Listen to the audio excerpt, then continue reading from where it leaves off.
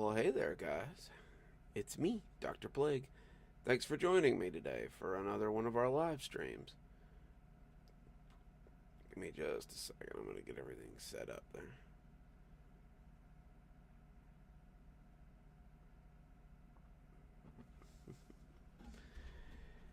Oh, how's you guys' Saturday going? Hopefully well. Mine's been going pretty good. If I look a little rough, please forgive me. I've been getting over this pneumonia, so my voice is probably a little bit crispy there too. Seems like all I want to do these days is sleep. But I figured it was Saturday, so, gotta come back for our usual live stream here. It's me.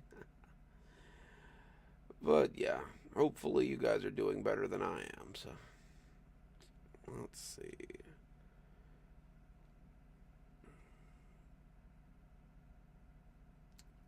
We will probably do a little bit of a live stream until my voice gives out, so just a little something for you guys so that we can hang out a little bit.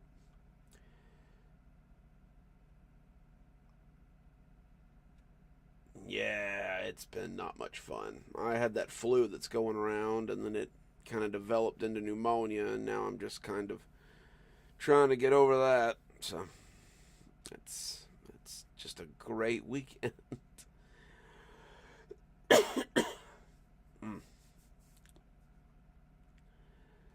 Hopefully everybody's all caught up on their Kashmir botanical gardens from Friday there. So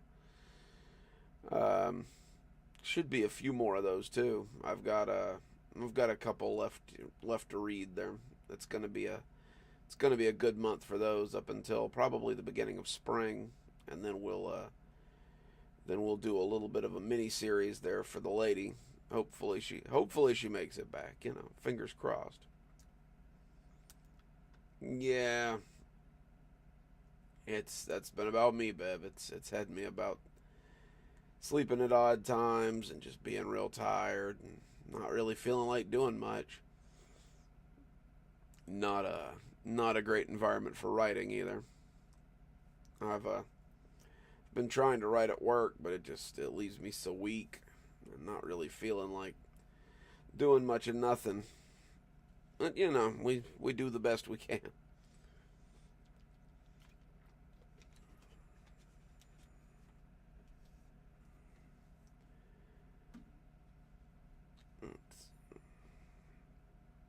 But yeah, hopefully you guys' weekend's going better than mine is in that regard. If I repeat things a few times, I am sorry. I'm kind of trying to keep my head in the game here, but I've been a little bit scatterbrained. But let's see. What do you guys feel up to today? Do we want to read some, or what would you guys like to do? I'm down for anything. Like I said, just kind of here till my voice gives out, which I don't know. I figure if we make it till 7, then we'll be doing something right there.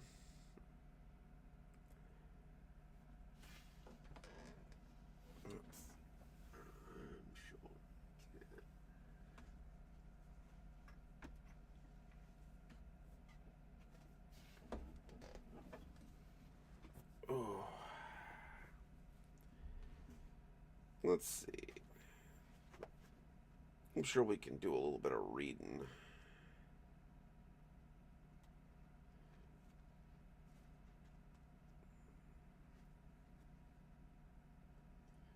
That's true.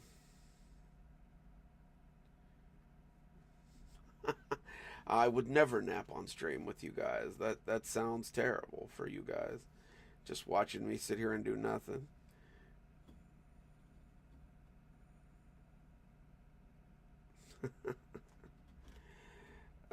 Let's see here.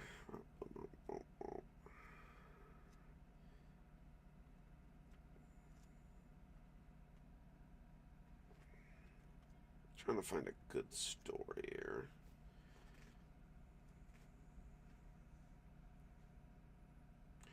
Oh, that's a good one. Hang on. Let's get a little bit of light here. Just a little bit. So I can see what I'm reading here.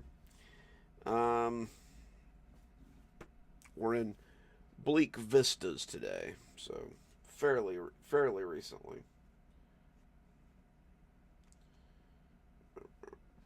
I'm gonna read.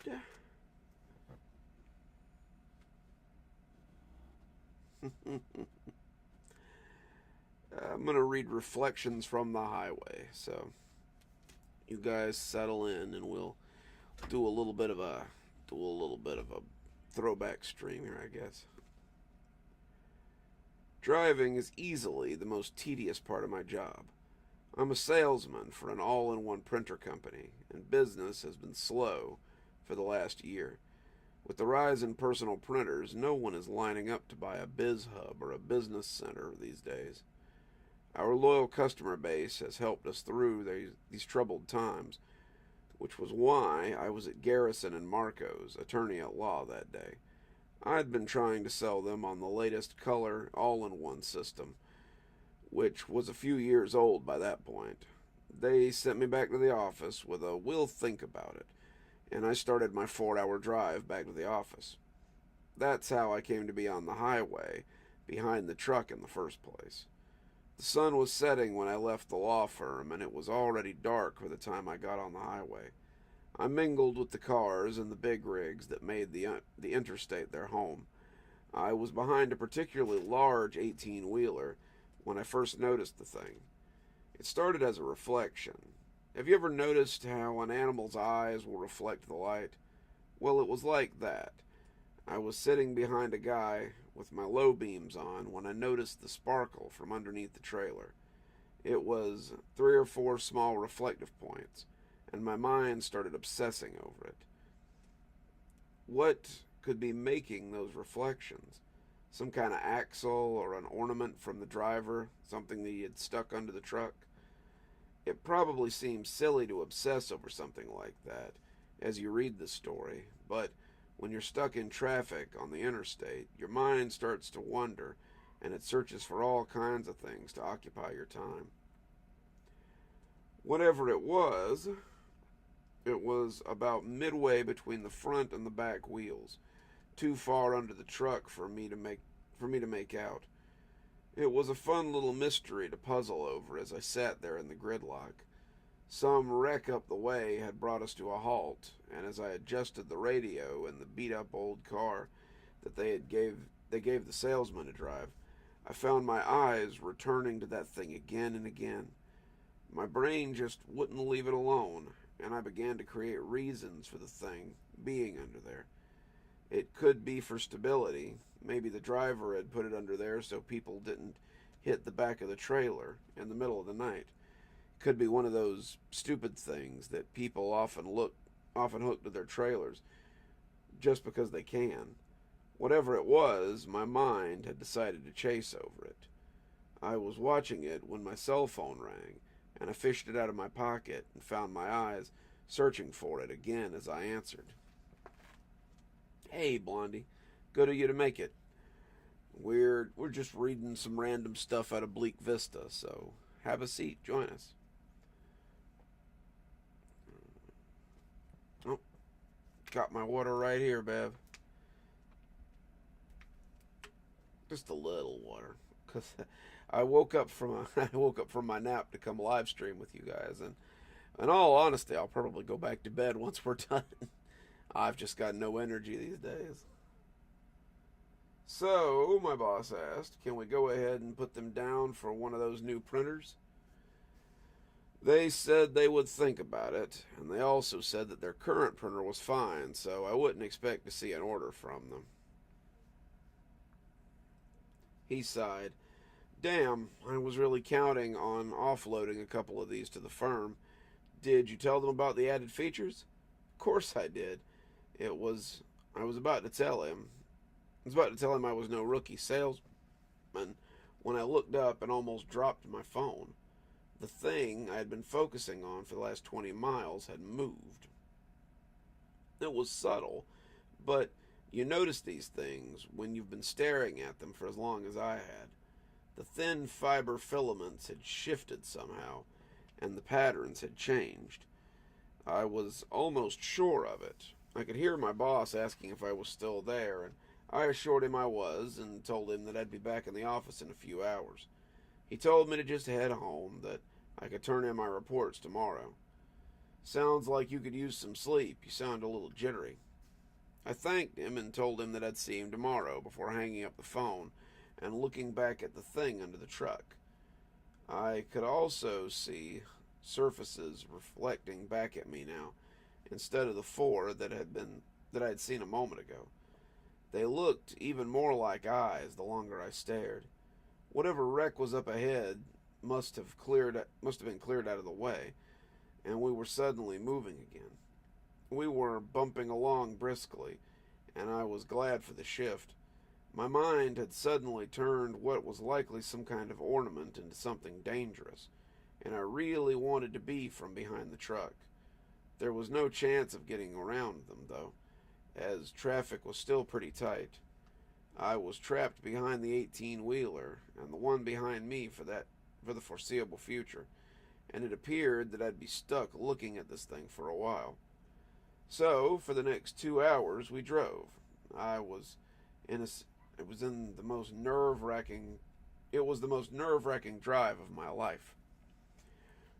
We're reading Reflections from the Highway if you're just joining us, so have a seat, have some cool stories. The longer I followed the truck, the more I convinced myself that it was no optical illusion.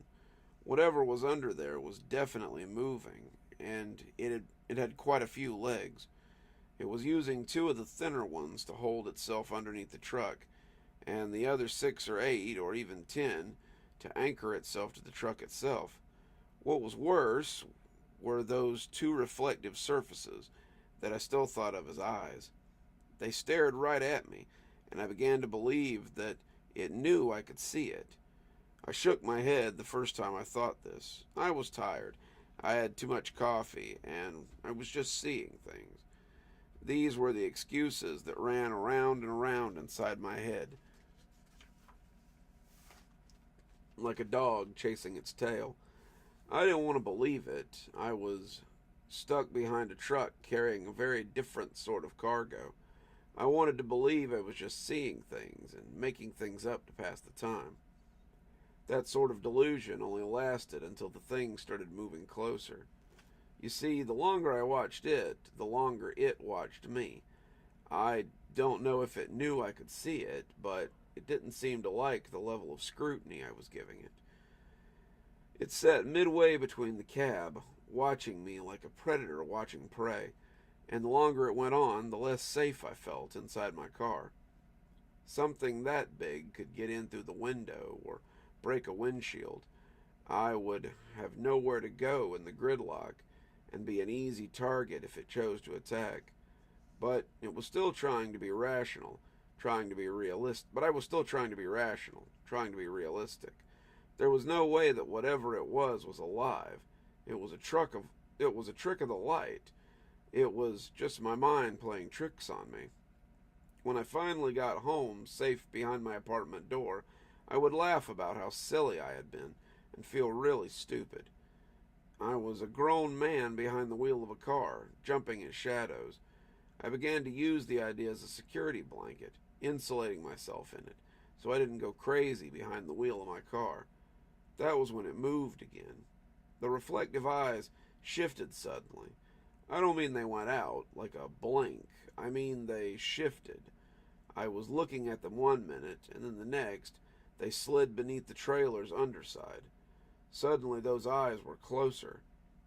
They were less than 10 feet from my car now, peering from under the trailer at me as I tried to maintain my speed. I know how that sounds, but it's the truth. Whatever it was had finally tired of being watched and decided to get a closer look. Hey, Brandon, glad you could join us. We're reading out of Bleak Vistas. It's Reflections from the Highway. If any of you guys have a copy and you'd like to read along.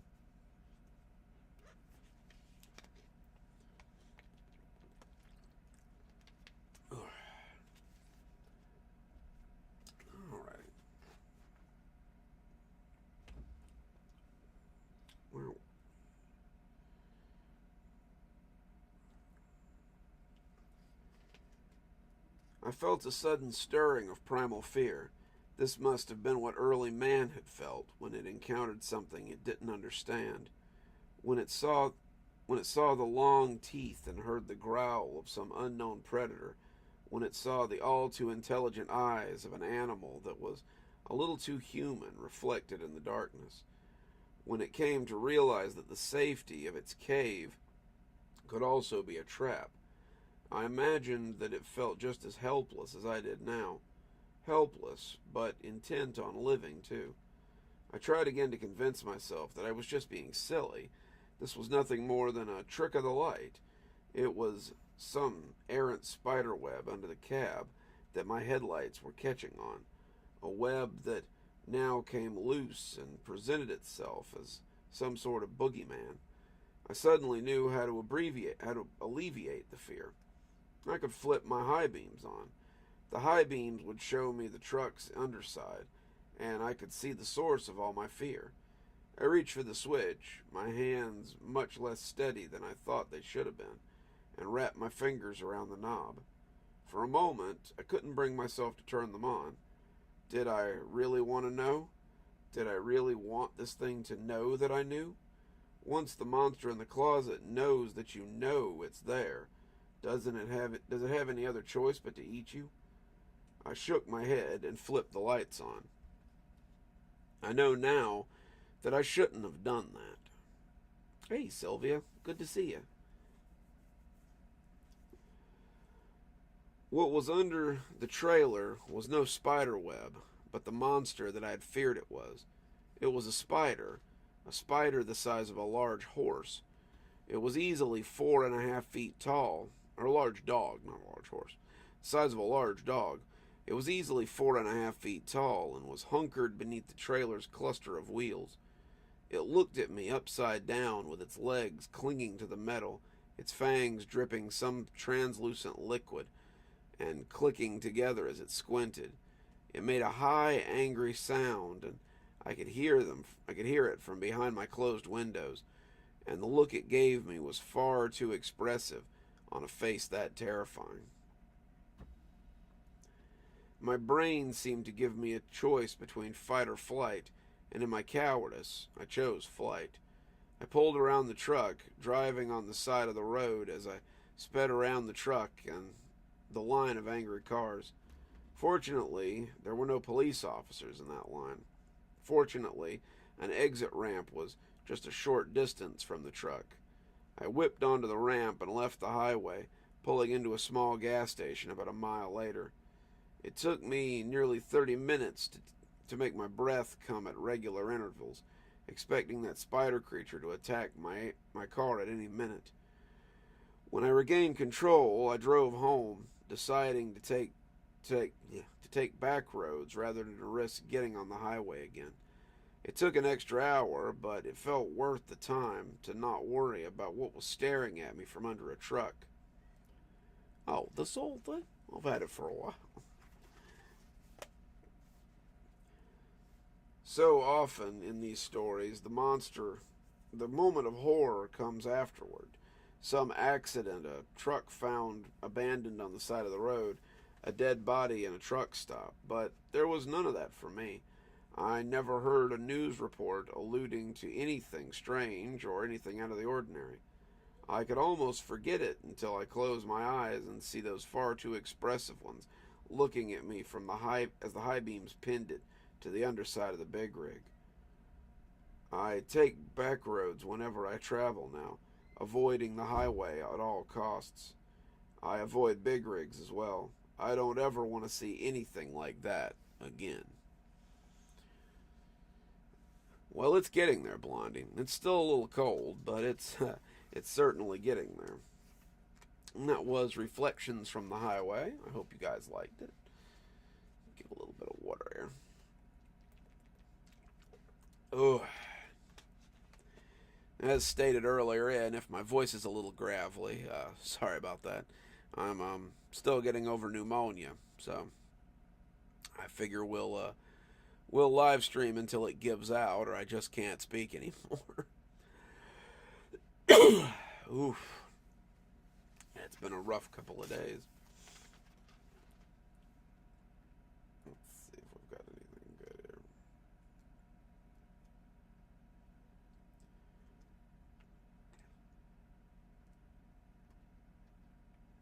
That's a good one. We'll get that one later.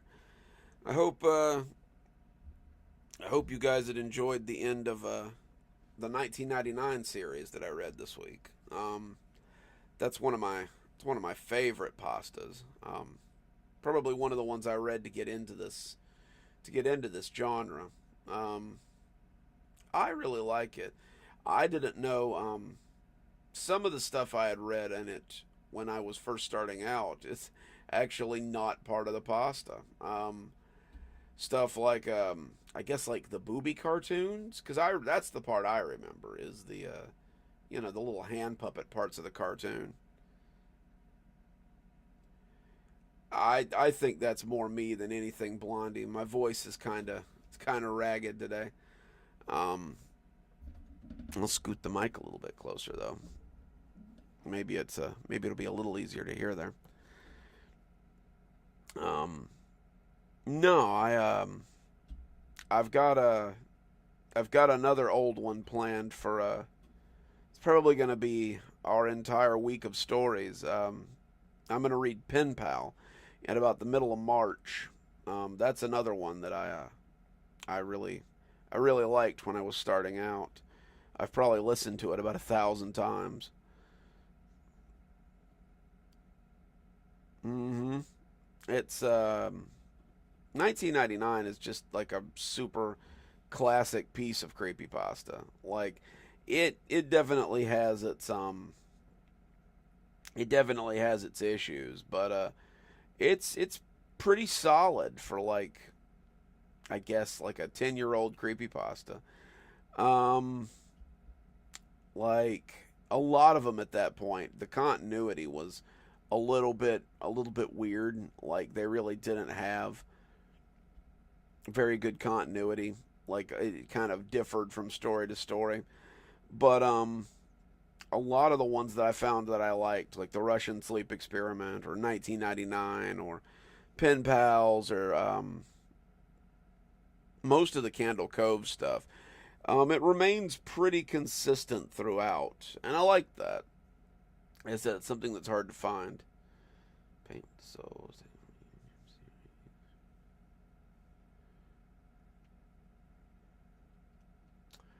I like that's another one I like. House has people in it was another really good one. Like so many of them are just like real classic pastas.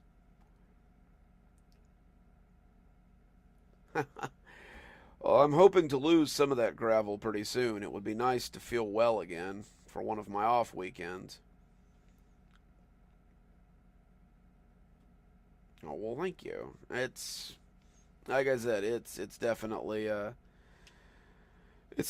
the pneumonia and not talent there. Oh yeah, you can definitely tell that there's a lot of pen pal in 1999. 1999 was one of the first what do you call it?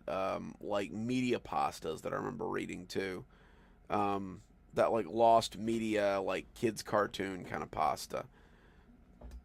Um, and I really liked that. I mean, it was before the genre had just been like really oversaturated with them.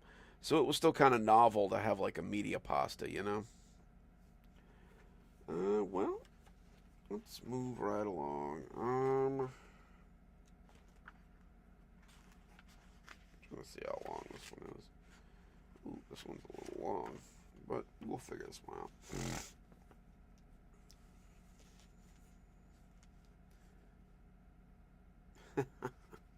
I wish I could blame this one on whiskey and cigarettes, Sylvia. Um, I'm going to read Infinity Table. So, if you're just joining us, have a seat and relax, and we'll read some cool stories from Bleak Vistas. If you'd like to read along. So here we go. I've been an artist for a few years now, and I can't imagine doing anything else. I went to school with people whose understanding of art stopped at watercolors and still lifes, but those were never for me. I like to be experimental, pushing the boundaries of art with my work. My high school art teacher, Mr. Caff, never understood it, but it's probably hard to understand anything with your head crammed up your ass. He was one of those types who thought the Renaissance was the birth and the death of artistic existence, and that digital art was tantamount to blasphemy. He did not tolerate modern art in his classroom, and I likely wouldn't still be doing art if it wasn't for Terry. Terry and I met in art class freshman year, and we've been friends ever since. Terry is your textbook manic pixie dream girl, and her artistic medium is pop art, with a soft spot for comics. She did all these reimaginings of classic comic covers, always with heavy oils and deep saturated colors. Her work is really something to behold. Mr. Caff may not have understood her medium, but he understood her process. So she made straight B's in his class.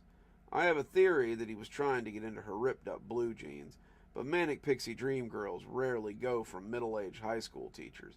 So tough break, Teach. The old bastard tried to fail me, but I rose above it, and now I'm one of the most well-known artists in the city, likely to his chagrin. mm. Yeah, I remember seeing one on TikTok, and it made me want to write a story about it. The infinity tables, I mean. My art is far from what you'd consider classical.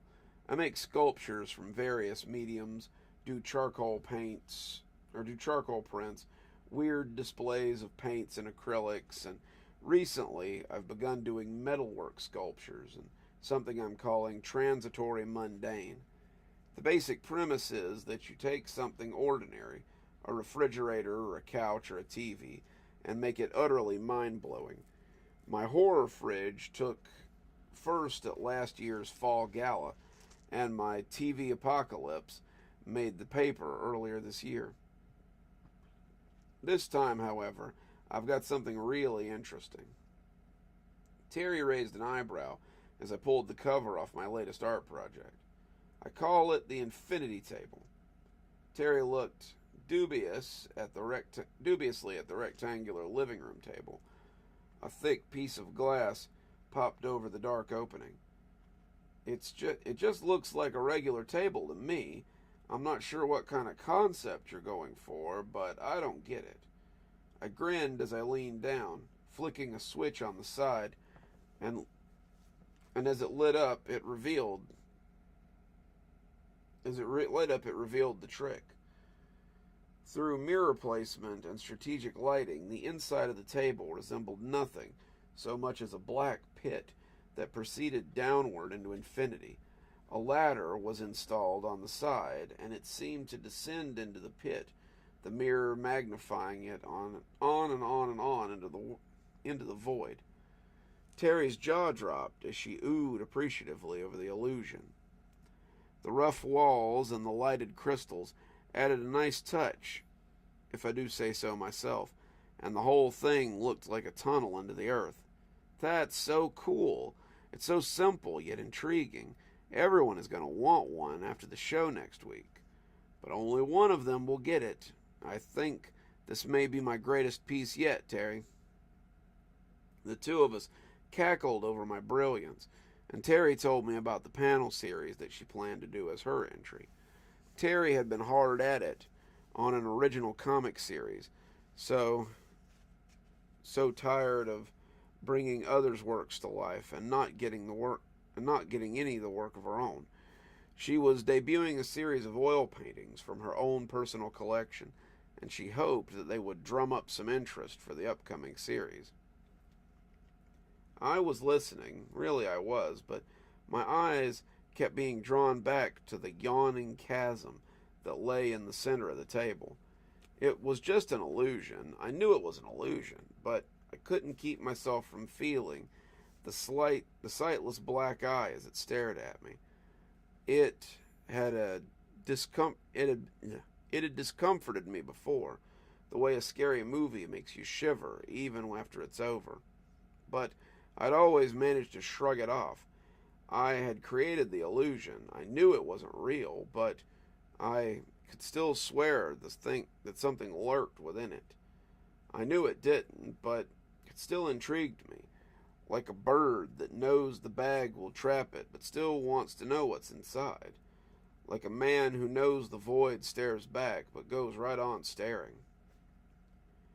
Hello, are you listening to me? I shook myself back and apologized for spacing out. I flipped the light out. The table was again reduced to a black crater. Even turned off, I still felt like I could feel that inky mass looking at me, and I didn't like the crawling way it seemed to contemplate me. It's cool, but I'm kind of glad you turned it off. I looked up at Terry. I looked up as Terry shuddered, the discomfort and alien concept on her normally whimsical face. It scares me a little bit. I smiled, but I knew all too well what she meant. That's why Terry's my best friend. It sometimes feels like we shared a brain. How did you even come up with something like that? She asked, simultaneously terrified and amazed. I started to rattle something about pure talent or the muse at work, but I honestly couldn't remember how I had thought of it. Had it been a dream? It seemed like something had inspired me to build the piece, but I couldn't remember what. I had been so driven the last few weeks to finish it that I had never actually stopped to ask why. Hello? You spaced out on me again, Terry laughed, snapping her fingers in front of my face. I shook myself, getting a grip before answering. Just the muse at work, I guess. We're reading the Infinity Table if you're just joining us, so have a seat. Should be a good one. Ugh.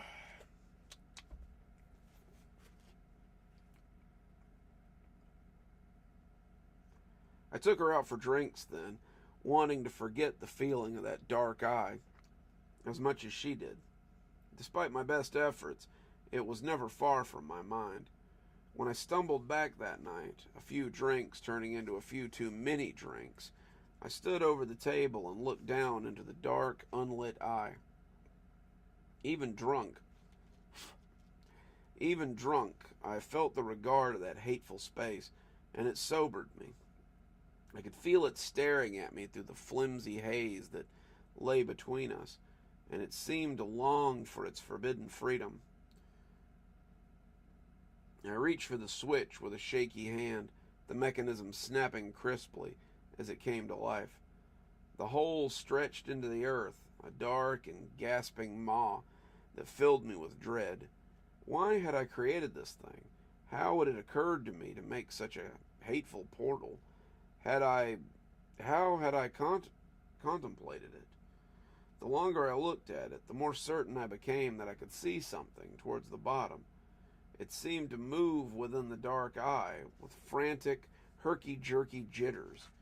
It moved like something in a claymation cartoon, and its regard was like a wasp crawling on me. I didn't know what it was. I couldn't even tell you how big it was, but as my hands trembled back towards the switch, I was sure of one thing. It had begun to climb the ladder. The light snapped off with a little pop, and I was left with only the dark haze across the glass. Never fails. I went to bed, but my dreams were plagued by that bottomless eye, the thing that moved within it. I didn't turn it on again until the show.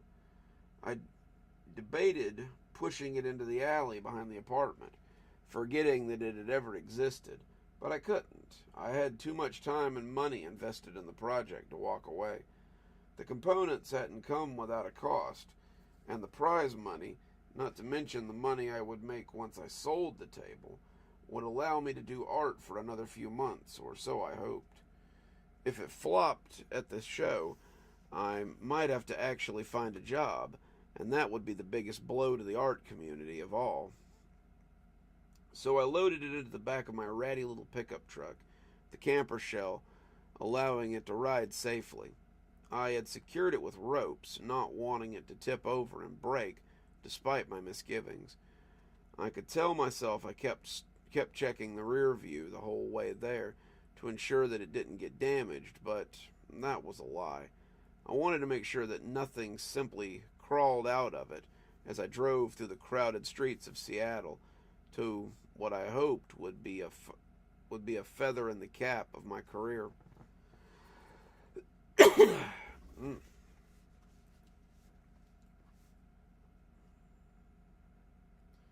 My neighbor had helped me load the table. Beefy neighbors have to be good for something, right? And thankfully, there were burly men in black security shirts to help me unload it. They did most of the unloading and reloading onto a hand dolly, too, which was good because it had taken everything I had to put my hands on it as we loaded it into the truck. It had sat in my living room for the past week like a revered monolith that I was afraid to awaken. After waking up that first morning to a hangover and the sunlight illuminating the pit under the glass, I had covered it with a tarp. I hadn't touched it. I hadn't sat anything on it. Haven't even let my feet lean against it. And the thought of its surface against my skin made me feel crawly. I couldn't remember why I'd been so excited about this thing, and only a feeling of deep revulsion filled me when I looked at it. We're reading The Infinity Table, if you're just joining us, out of Bleak Vistas, if you'd like to read along with us. If no one bought it, I decided to donate it to the gallery after the show. At least I could write it off as a tax return then. Terry waved at me as I came in, her little bird arms seeming ready to pop as she wrapped them around me. "I see you didn't get rid of it," she said with a smile, though her voice sounded strained. Terry could say what she wanted, but she seemed to feel the same trepidation I felt around the piece. I figured that someone would buy it, and who knows, the judges might really like it. She showed me her prints, scenes of dramatic heroes poised for battle, and spiraling cityscapes that oozed adventure.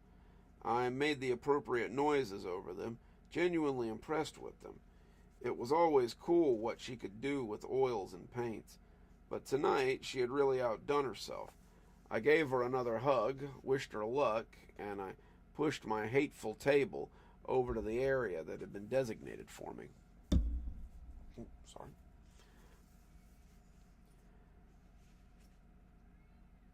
A passing pair of lost frat boys helped me get it onto the dolly, and far too soon I was left alone with my blight upon the world.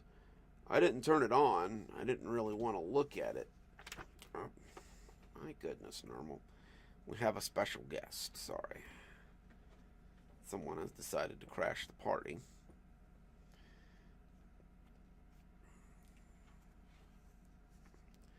I was left alone with my blight upon the world. I didn't turn it on. I didn't really want to look at it, and just concentrated myself on standing there as people bustled by and set up their own pieces for the show.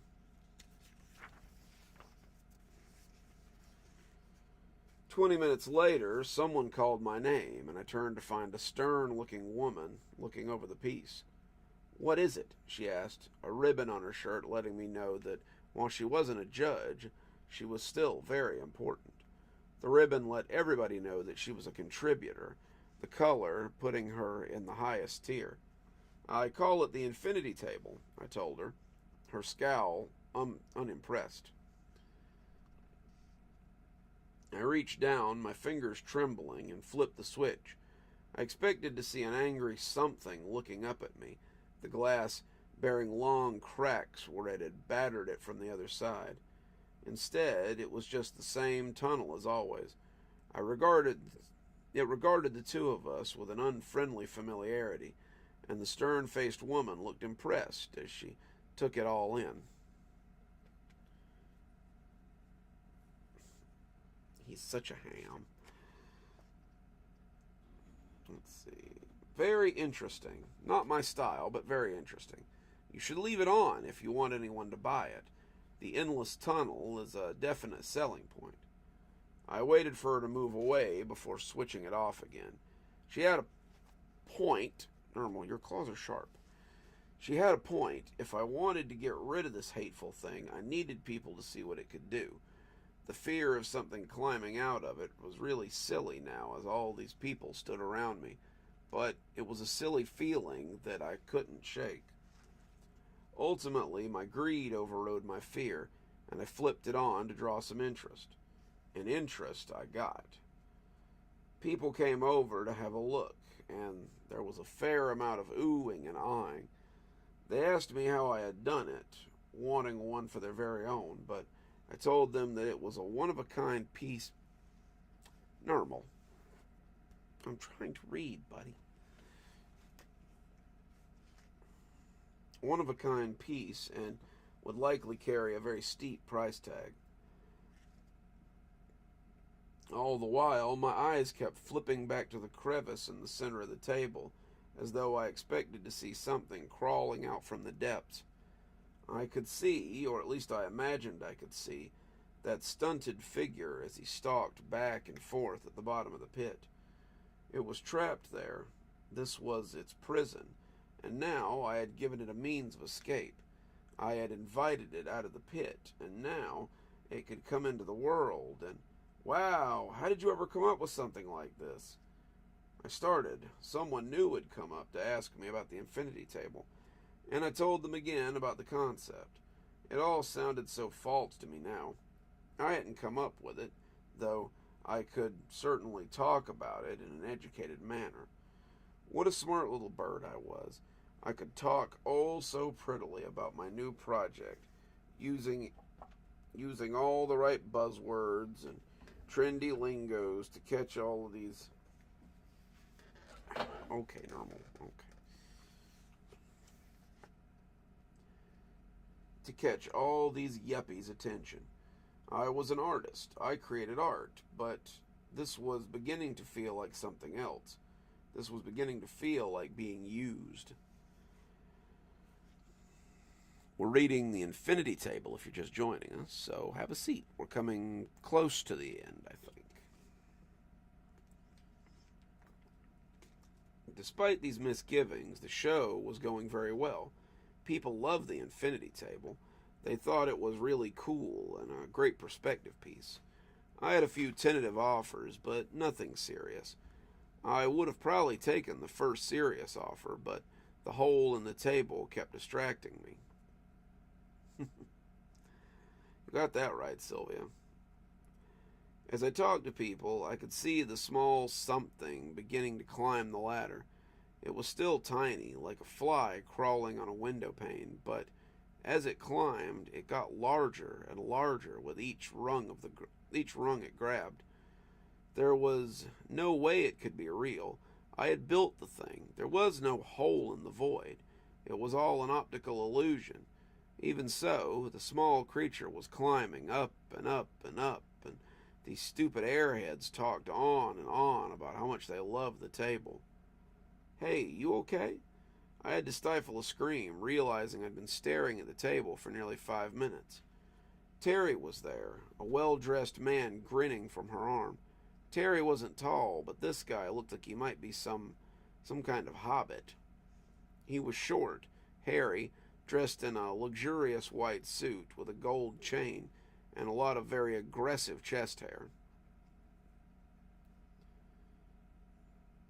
I wasn't certain I could smell him. There was a lot of sweaty bodies, mine chief among them, but there was a definite tang of musky cologne and fragrant soap.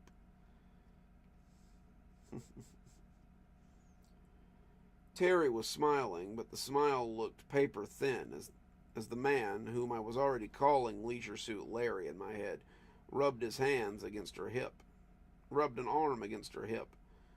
"This is Clive," she said, indicating Larry as he slid himself free of him. She slid herself free of him.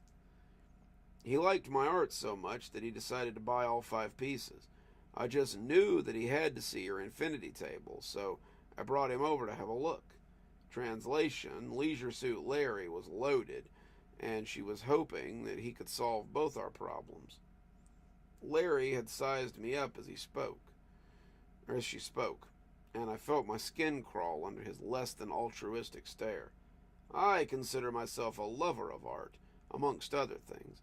Did you make this? He asked, looking down into the table as his eyes seemed to dazzle at the sight of that gaping hole.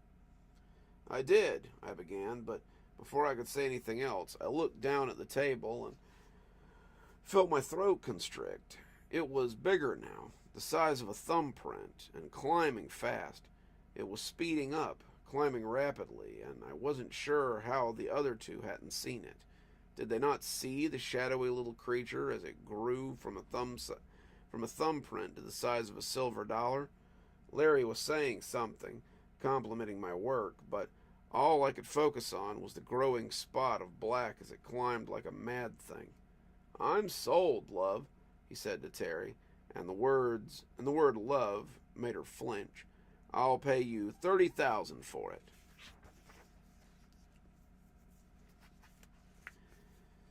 I couldn't speak. My throat was a stupid machine incapable of doing anything but killing me slowly. The thing was twice as large now and growing. I had no clue what to do if it got to the glass and started banging on the thin sheet of tempered material. Larry was looking right at it, his nose inches from the tabletop. How could he not see it? Playing hard to get, huh? $40,000 then.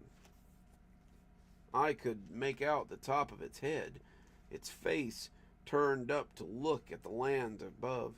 The eyes were like twin coals, its mouth opening in a leering grin, and its hands were covered with hair or tar or something. Its body was like an undulating shadow, a golem of darkness, climbing like a fiend to get to the lighted world above. It seemed like I might have unintentionally created performance art, I thought, with a weak little gasp. Escape from purgatory in real life. Excuse me. Terry slid her hand into mine and squeezed, bringing me out of my panic. Well, hey there, what about? Good of you to make it. We're just reading the infinity table. What's wrong? She whispered, seeing my face and sensing my fear. You're a tease, aren't you? Larry said, looking up from the table coyly. Fine, but $50,000 is as high as I'll go, unless you agree to have drinks with me after the show. Then I might be willing to go to $60,000. Sold, I barked out, afraid he would take it all back and leave me with nothing. He extended a hand over the top of the table. As I shook it, I could see the creature's face coming closer and closer to the glass. I pumped his arm twice before bending down to snap the light off. Can you take it now? I asked, my voice sounding frantic even to my own ears. Don't you want the judges to see it? Terry asked, confused. The 3 judges were just coming to the display area for my category, but I didn't want this thing close to me for one more second. To hell with the judging. The fear inside me was like a starving weasel, and I feared that it would burst through my chest any minute. Can you? I asked again, looming over him. He nodded dumbly, taking out his checkbook and scrawling onto a check. I took it, and he pulled out his cell phone as he made some calls. He excused himself, and before Terry could ask too many questions, I pocketed the check and left the gallery. I met her later for drinks, and she said that Larry had excused himself after purchasing my art piece. He said he wanted to get it loaded and sent to his exhibit next week. I think you scared him with your intensity for a little. Hey there, Grim.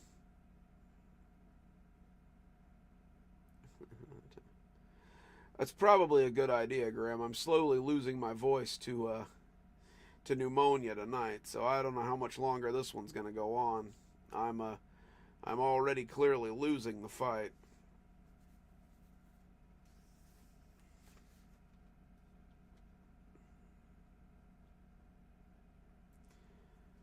Let's see here. We laughed about it then, my soul lighter now that I didn't have to look at that hateful table anymore. I hadn't thought about that table until yesterday, about a week and a half after the gala. The check had been cashed, and the money would easily float my art career for the next few years. I had paid some bills, paid my outstanding credit card debt, and began living pretty comfortably off the excess. I was sitting on my couch watching Netflix and eating cereal when my phone buzzed. It was Terry. She had sent me a news article and a message telling me that I should watch it. Your art piece just made the news in New York, she told me, and the lack of emojis and lols made me a little wary. I opened it up to find an article about a murder at an art gallery of Clive Foreman. The proprietor, Mr. Foreman, was found dead in his gallery in Soho Tuesday. He appeared to have drowned, though no water could be found in his lungs or on the ground around him. Doctors say it's as though he simply drowned on the floor of his gallery and was left there. The next picture was of a very familiar table. It had been broken, and the glass lay gaping and jagged like an untreated wound. The article went on to say that the murderer had left a message on the wall in either tar or some kind of oil, and as I scrolled to the next picture, I felt the phone slip out of my hand. The message on the wall seemed to glower up at me from the floor, and I drew my knees to my chest as I tried to stop myself from hyperventilating. It read, "Your muse is free. My prison is no more." Alrighty. Yeah, I hope I feel better soon, too. It's been about a week, and I'm getting kind of tired of this thing.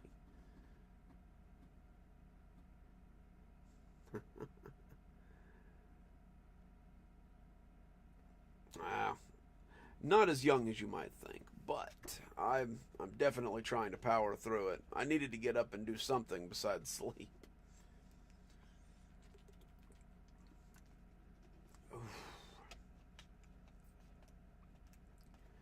And that was the infinity table. Let's see if we can't find maybe like one more.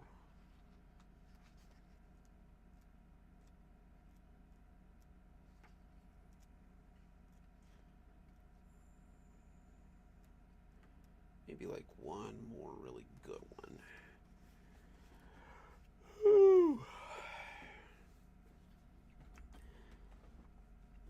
But yeah, thanks for stopping by, Grim. It's always good to see you, man. That's true, Sylvia. It's too young to be this sick, I suppose. I'm just trying to get past this one. It's really kicking my butt here lately. I've been working. I think this week I'm gonna dedicate to some short stories too. I've been a little bit lax on my short stories lately. I'm trying to get a bunch of canonical stories done. But I think if I really intend to do one a day there, when I have a little more time, I think I'm gonna need a little bit of a backlog. But yeah, that is I'd like to do that starting pretty soon. Probably about the middle point of the year. Once I move and I get a little more free time, just do a short story a day. I did it a couple of years ago. I did what was it? It was like 30 stories in 30 days, and it wasn't as hard as you might think. I had really knocked it out. It gets tedious after a while, I'll tell you that. Like after a while you're just like, damn, that's a lot of stories. But nah, I've got enough material for definite. Like there's enough backlog short stories right now to definitely do one a day for a while. And it'll give you guys something cool to listen to. Me too. Blondie, me too. Oh, Well, I hope you recover quickly. It's surgeries are never easy. um, well, we're coming up on an hour. Let's do one more, and then I think I might see what my voice sounds like. It's getting awfully crispy.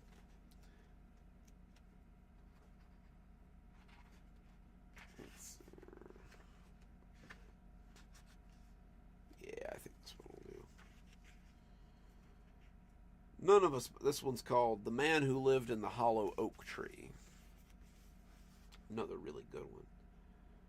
None of us believed him. How could we? It was just so odd that it couldn't be true.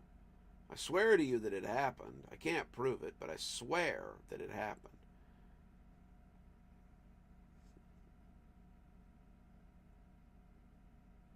Oh, that is a good idea. We all just kind of shook our heads, but the look on Roger's face should have been proof enough that he was serious. He looked haunted, like the sight would never leave him. Roger is a habitual drunk. He manages it well for work, but he's been a drunk since I met him in college. Not a social drinker or a fun drunk, but a hardcore alcoholic. Like I said, he keeps it under control so he can hold a job down, but from quitting time until he passes out, Roger is a drunk, and in his own little world, usually.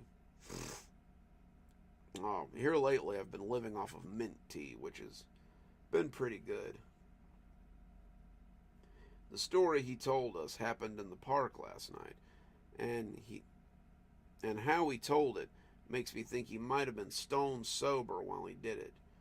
Roger had been off that day, so he headed to McGrady's at 11, just as the other day drinkers were starting to stagger up.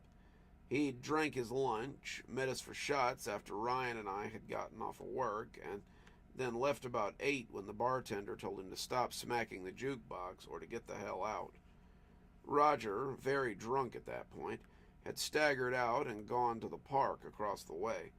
He intended to sit for a minute and wait for his head to stop spinning long enough to pick up a fresh bottle and start drinking at home. I was sitting on a bench near the little pond, the one across from the hollow oak tree. I nodded, knowing just what he was talking about. The hollow oak tree is kind of a landmark in our town. Guys from the agricultural college tested it a few years ago and determined it was 80% hollow inside. They were at a loss for how it stayed up or in the ground, but it did, and people sometimes came to take pictures.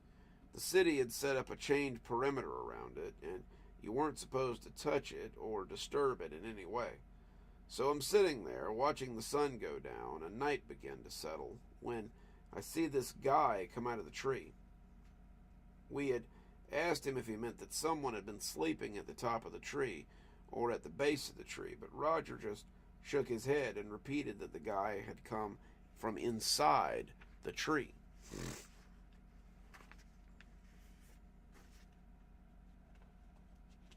We're reading The Man Who Lived in the Hollow Oak Tree if you're just joining us, so pull up a chair. Should be fun.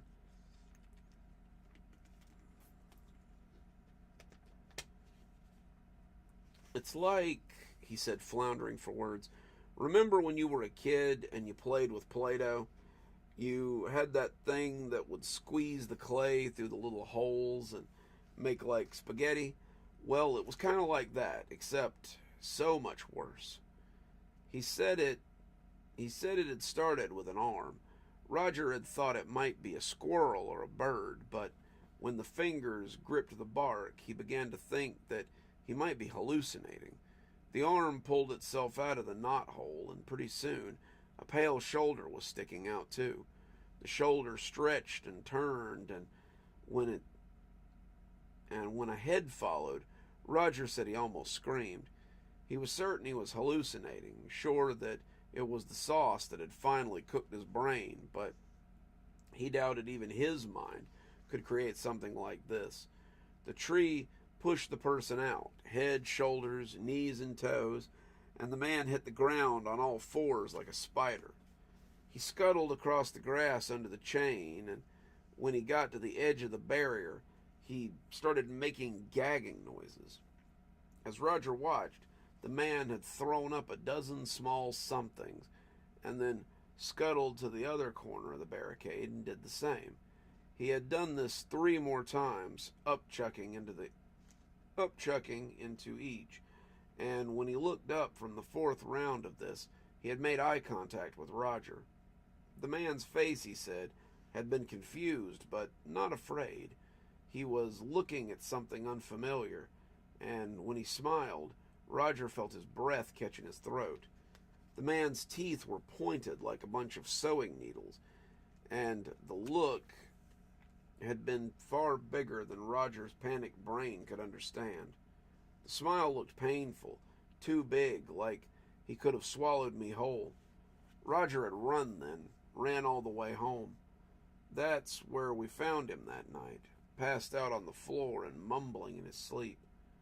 I finished my coffee and told Roger that he'd better get ready if he wanted to ride to work, but Roger said that he wasn't going in today.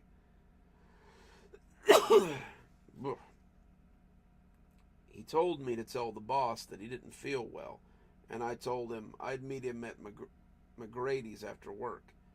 He had shaken his head then, mumbling how he'd never be back at that bar again. I think, he said, his voice shaking like a leaf, I think I might be done with the sauce for a while. I rolled my eyes and left for work, expecting to find him drunk when I got home that night. However, when I got to the bar at 6 o'clock, he was nowhere to be seen. The bartender said that he hadn't seen him all day, but asked me to remind him that his tab still needed settling. I asked a few of the regulars, and they said they hadn't seen him either, so I stepped out of McGrady's and found a familiar shape sitting in the park. I walked up to him and found him stone sober as he sat there on the same bench he had told me about in his story. "Have you been here all day?" I asked. Roger just nodded as he stared at the tree. I had never seen Roger this way, and it kind of scared me. I had seen him sober before, and I had seen him drunk plenty of times, but this was different. He was like a different person, someone who had seen something he couldn't comprehend. I felt sorry for the tumult that had been going on inside his head. "You were serious about the creature, weren't you?" I asked.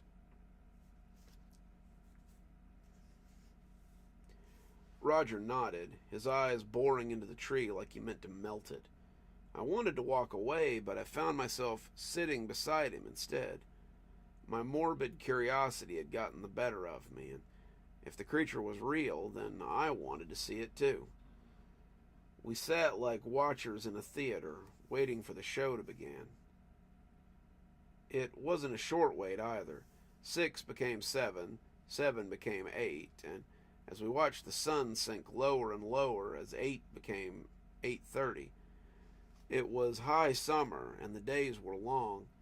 Just before 8:30, the sun became a burning hole on the horizon, and the two of us tensed for what might or might not be about to happen.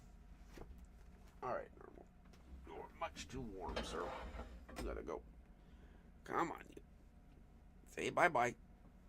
Ooh. Got me all sweaty. Do a little adjustment here.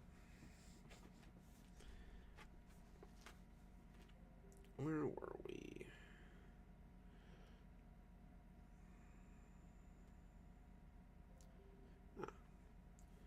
As the darkness settled over us, I sighed. "Good one, Roger. Got me to waste my whole afternoon on this nonsense. Come on, I'll buy you a drink. We can have a good laugh at how you." But he grabbed my arm and pointed at the tree with a shaky hand. I looked back, and a long pink worm was squirming out of the knothole. "It's just a worm, Roger. You got drunk and hallucinated something that scared you. I'm glad you're using it as an excuse to get sober, but don't ask me to buy into your delusion." "Does that look like a worm to you?" he asked, his voice shaking. I glanced back and saw that it no longer resembled a worm.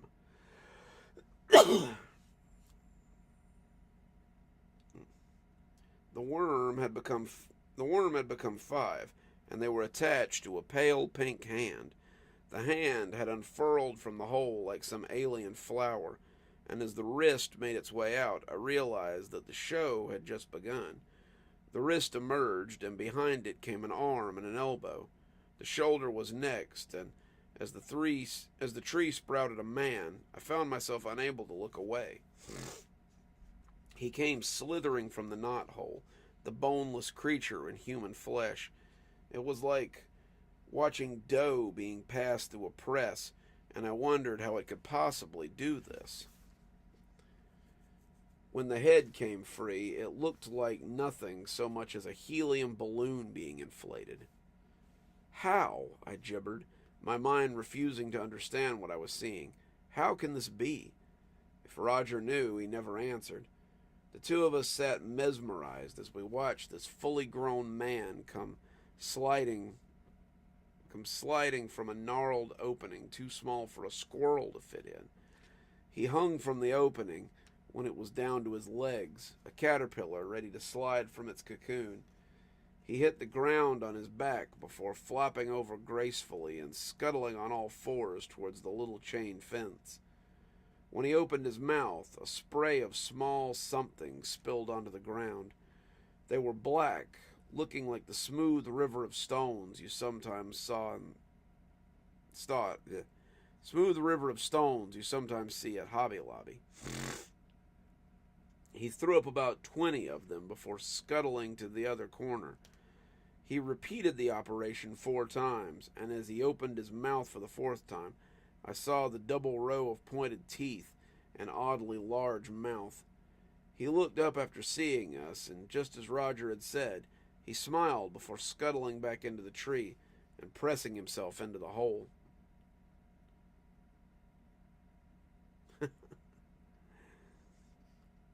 It was like watching a blow-up doll deflating in slow motion. First his arms, then his shoulders, then his head, then his legs, and before long his feet disappeared grotesquely into the cramped little opening. By the time he was done, it was almost 9, and I felt as though my brain had been awake for days. That probably sounds weird, but when you see something like that, something that just doesn't make sense, your brain tries its best to make it fit into the picture of the world that you know. Birds fly, fish swim, and this man compressed himself in and out of a tree so he could throw up. I stood up then, and Roger grabbed my arm. "Don't do it. If you look, you won't be able to stop yourself." I pulled myself away from him, wanting to see what it was. I needed to know. Why did he come out to throw them up? Were they bugs that were killing the tree? Were they some kind of sickness that he had to keep purging? Why did this thing that defied logic come out of this tree to throw up these whatever they were? I bent down, took out my phone, and shone a light onto the pile closest to it. I gasped. I couldn't help myself. They were acorns. Solid black acorns that were about twice the size of a normal acorn.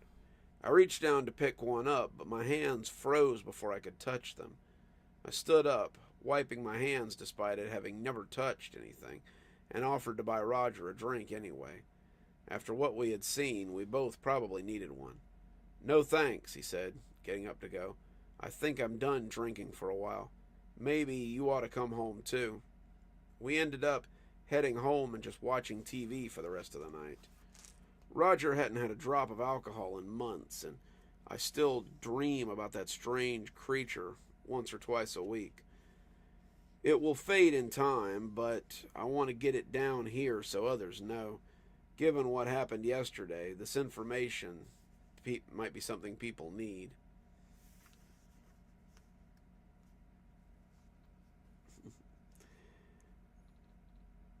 You see, the news reported that the hollow oak was gone, No one had seen it go, but the patrons of McGrady's had speculated that it must have been between midnight and 5 a.m. when the bar closed. Many of them had seen that old tree when they came inside, but reported that it had gone when they left at 5 a.m., the ones that could remember it. But never fear, local botanists have reported that a small sapling has already sprouted in the spot its predecessor occupied. I can't read. There is no evidence to suggest that it might also be a hollow oak, but this reporter certainly hopes so. I'd like to say that this was where it ends, but unfortunately, there's a little more. You see, I couldn't get those strange acorns out of my head. I kept thinking about them, wondering about them, so the night before the hollow oak left, I went and watched the man as he went about his strange and disgusting ritual.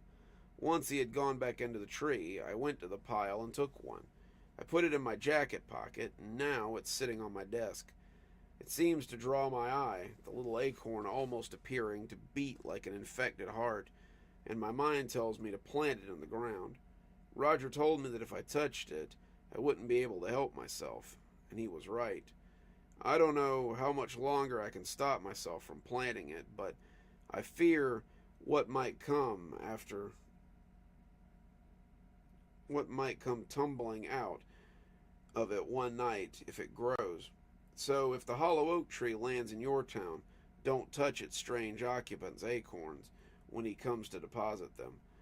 I wouldn't interrupt the strange ritual either, not if I were you.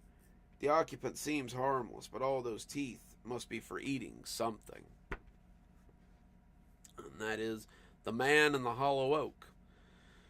Well, guys and gals, I know it was a short one tonight, but I'm starting to lose my voice. I think I'm going to go back and take a nap. But I hope you enjoyed the stories tonight. It's been a fun little diversion from me being sick, so thanks for stopping by. I really appreciate it. Like I said, I know we usually go for longer, but at this rate, I won't have a voice to read with for much longer. So I hope to see you guys again very soon, and hopefully I'll get better before the next one so that we can have a longer stream. Maybe get some friends in here or something and have a little bit of an interview or something. I don't know. We'll figure something out. We got 2 weeks. But anyway, this has been Dr. Plague. Thanks for stopping by. And I hope you guys have a wonderful day and a spooky evening.